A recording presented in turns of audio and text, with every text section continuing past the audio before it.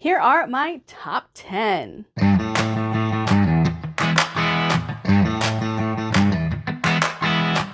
Alright guys, it is that time. Finally, we have reached the top 10 of my favorite sci-fi and fantasy books or series of all time. And like I said in the last video, there will be some duplicate authors here. Can't avoid that because I do have favorite authors and they do write multiple series. But I'm so excited to give you my top 10. I'm so excited to finish up this round of videos. Has my top 100 already changed? Yes, it has. But I will update this as needed. I don't know if I'm going to do it every year. I don't know if I'm going to do it every couple of years or if I'll still be on BookTube by the time this needs to update again. However, I feel the need to say here that I love all of these books. Anything that has made this list, I recommend. And I hope that you guys have enjoyed this series of videos. I hope that you guys have found some recommendations from this series of videos. And I hope you guys enjoy the top 10. Coming in at number 10, we have Burning Blade and Silver Eye by Django Wexler. This is the series that I always say you can compare to Star Wars because it has very similar themes. It has very similar weapons. And we have a brother and a sister on opposite sides of a war. We learn that the sister gets involved with the Empire and maybe the Empire is not the greatest thing to be involved in. And her brother is obviously fighting against the Empire.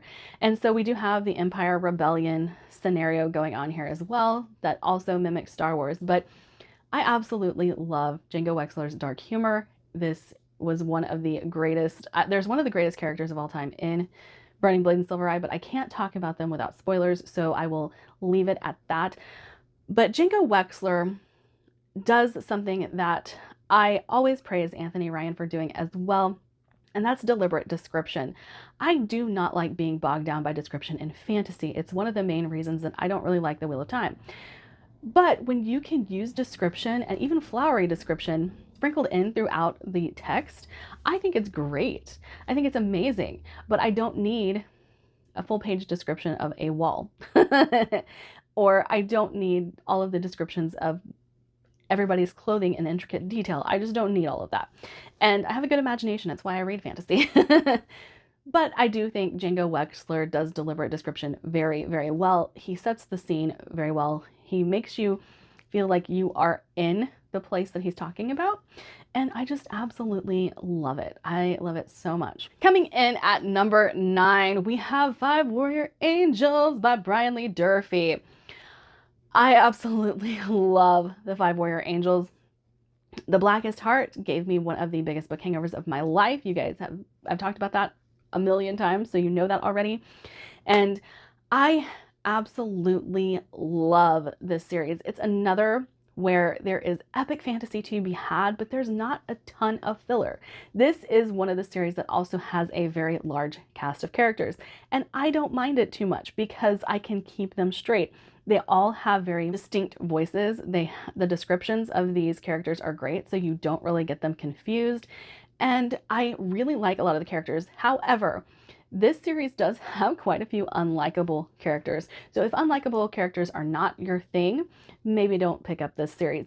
But if you can get past unlikable characters, if you like epic world building, and you like a story that's a little grimdark, I definitely would recommend 5 Warrior Angels. Coming in at number 8, we have Lightbringer by Brent Weeks. Now, you will notice I have moved Lightbringer from my favorite shelf over to my closet. That is simply because Lightbringer takes up so much space and I needed to be able to fit more over here, and I have bigger shelves over there.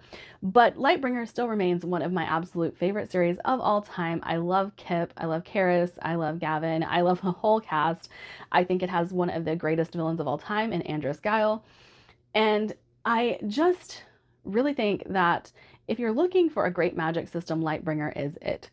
There is no better magic system than what Lightbringer presents, and the way it's delivered is also one of the best ways I have seen a magic system delivered.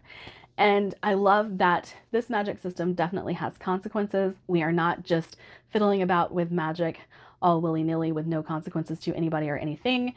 So I love Lightbringer so much. Now, I will say that one of the books on this list, or in this series, sorry, is 3 stars. And there's a reason for it. I don't want to get into it because it's spoilery, but the rest of them came in at 4 stars or higher. And I absolutely love Lightbringer. I can't say enough about it. I can't describe to you enough why I love it. And I do want to also point out that just like with Mistborn, Lightbringer does have a little bit of a religious ending, so if that is not your thing, be aware of that. And then we have Nevernight. Oh, you can see it right here, my leather-bound editions right here. I love this series so much. Mia is my absolute favorite character of all time. I adore her. I think that the trauma that she goes through and the way that it is handled is so well done. I do love J. Kristoff's flowery writing. I love the footnotes that you can find in Nevernight. I really love the relationships that Mia forms throughout Nevernight. And I just think that the writing in Nevernight is absolutely amazing. It is divisive. The writing is the big thing that is divisive through all of J. Kristoff's works because he's macabre and he's flowery. And so he has a tendency to say things that are very off the wall, very off-putting. And Mia herself is a very traumatized character. So she has a tendency to say things that are very off the wall and very off-putting. But I feel like it is very reminiscent or very true to character for her. And I just absolutely love Nevernight. Okay, and then the books that are sitting right next to Nevernight, that would be Threadlight by Zach Argyle. I have said so much about Threadlight over the past few years that I don't even know what to tell you that I haven't already said a million times. I love that we have a mother figure in here. I love that we have a married couple with a baby as our main characters. Again, we deal with trauma and how to heal from trauma. The 3rd book had me in tears. Absolutely loved it. But Zach Argyle has condensed epic fantasy into these 3 short novels, but it's not lacking anything, in my opinion. All of the heavy descriptions that you get in these epic fantasy books, he does not do. However, the world building still is great. So it's proof positive that you don't need all of this description to have great world building. You don't need tons and tons of pages on certain things to get us to understand what's going on. It doesn't take that much. And his characters are absolutely amazing. I fell in love with all 3 main characters. I fell in love with the family that's at the heart of this story. Absolutely loved it. And then we have The Protectorate by Megan E. O'Keefe. I love Megan E. O'Keefe. I have said so many times that I think she is so slept on, especially if you're a sci-fi fan and you like twisty, turny books. Megan E. O'Keefe is where it is. You need to be reading her. But The Protectorate, we start out with a girl who doesn't really know what's going on. She knows she got sent on a mission. That mission has obviously failed because she doesn't even know where she is. She's missing a leg, and all she has for company is an AI. And whenever the story starts going, she's like, I have no idea what the heck is going on. I don't know where everybody went. I don't know what ship I'm on. What happened? So she tries to pump the AI for information, but the AI does not want to give her the information that she is seeking. So she thinks that she is somehow now all alone. We also have another perspective, which is her brother, who is a high-ranking politico in the world that they are part of, and he realizes what has happened to his sister and is trying to get everybody rallied to go get his sister. However, because of what happened with his sister, which we are not aware of at the very beginning of the book, they don't want to go after her. They say she had a lost cause, all this other stuff, and he's like, well, like, no, that's not enough. That's not okay. And he puts a plan in place to rescue his sister. So it's very good. It's very twisty-turny. There's a lot of moving pieces in this series. There's a lot of characters that we are thought to be one way, where we are told they are one way, and then we find out later this is why, or we find out later that maybe what we thought we knew about that character isn't true. All sorts of twists and turns, great reveals, very fast-paced, very well written. I love The Protectorate. Okay, so here's where I have to admit that 2 one book, one series, has overtaken Draconic Memoria. I do love Draconic Memoria so much, but there are two books, one series, one book that I like just a hair more than Draconic Memoria. However, Draconic Memoria still remains my favorite fantasy series of all time. Let's just say that. I love this cast of characters. Lizanne, Clayton, absolutely love them. I love the elements that Anthony Ryan chose to use throughout the Draconic Memoria. And I do think that it does get a little convoluted. I do think that Anthony Ryan's writing and his concepts are elevated. And there are a couple people that I've talked to very recently who are like, maybe he's too smart for me. He is a historian, so like, you know, like sometimes I do think his books can be slightly pretentious. I don't really think that they are pretentious, but they can, like the writing style, the concepts and things like that, I do think go over people's heads. And that's why it's not as popular as some other things. But we have a very Mistborn style magic system, except in Draconic Memoria, it is dragon's blood that they are using, not metals.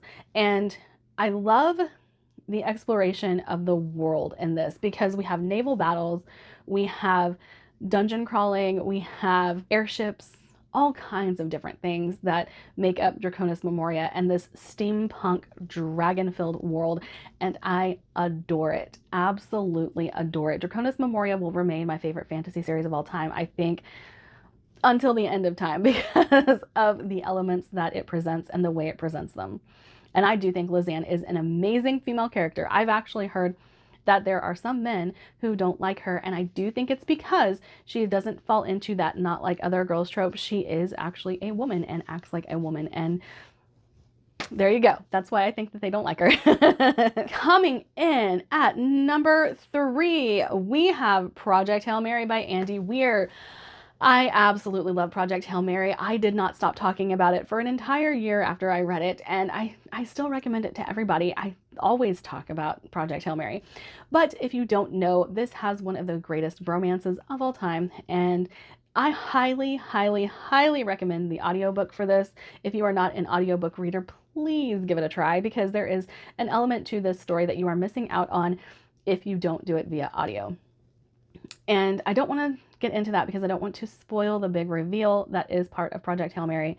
But we have a guy who's on a spaceship, and he awakes to realize that he does not have his memory and is trying to figure out how he got where he is, why the rest of his crew are dead, and what he's supposed to be doing and accomplishing on this starship, because he's not an astronaut. He is not someone who should be sent up into space. He's a science teacher.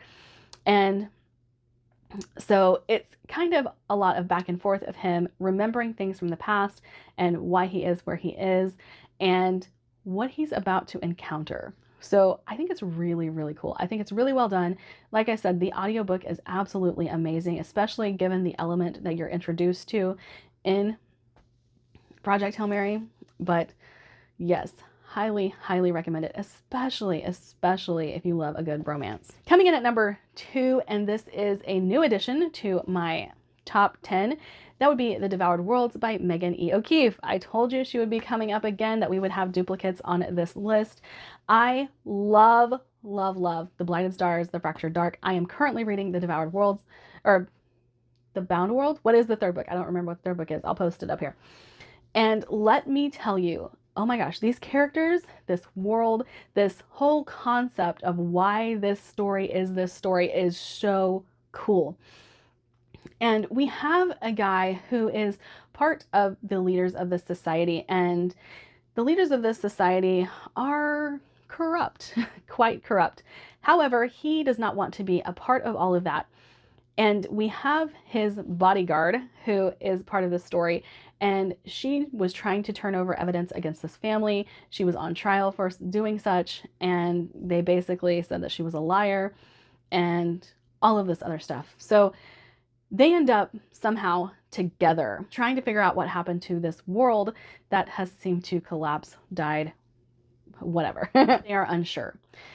And they go to investigate only to find something very, very awful has happened, and something that they thought was true was not true, and they're being infected. And so it's a really, really cool setup. It is a great story. There is romance in this story. I do want to point that out. And it is done in a way that the romance does take center stage sometimes, but there's such a big story around these two characters that it's not the main focus of the story, but it is a very large element of the story. Now, I don't think it's going to be any surprise to anybody who's ever watched a video of mine, who has ever talked to me about books, because my favorite book of all time will forever remain Bloodsong by Anthony Ryan. Now, I am saying this as my favorite book because as the series goes, like, I do love it. I love it. It is great. But the follow-up books, the two that come after Bloodsong, aren't quite as good as Bloodsong. However, the secondary duology that comes after is just as good as Bloodsong. I absolutely love Valen Alsorna. I would follow him to the ends of the earth. He is such a great character. I think he is one of the best characters I've ever read. And I do love the found family in Bloodsong. I do love the magic that we encounter in Bloodsong. And one of the things that I like to tell everybody about is there is an older character telling his story, Valen, obviously, and that's how Bloodsong starts. I have encountered this in many other books, and Empire of the Vampire is one of them. Recently, I have read a few, and I figured out I love this trope. I don't know if it is because I love Bloodsong so much. I have a feeling that that is probably part of it. The Name of the Wind is also like this. So, you know, it is a trope that I do find amongst my favorites, and having this be the first real fantasy that I delved into, I say real fantasy, I do consider Harry Potter real fantasy. The adult fantasy is what I'm saying. And giving me a taste for what dark fantasy is and sending me down this path of reading so much dark fantasy, I have found a new favorite. I grew up reading horror.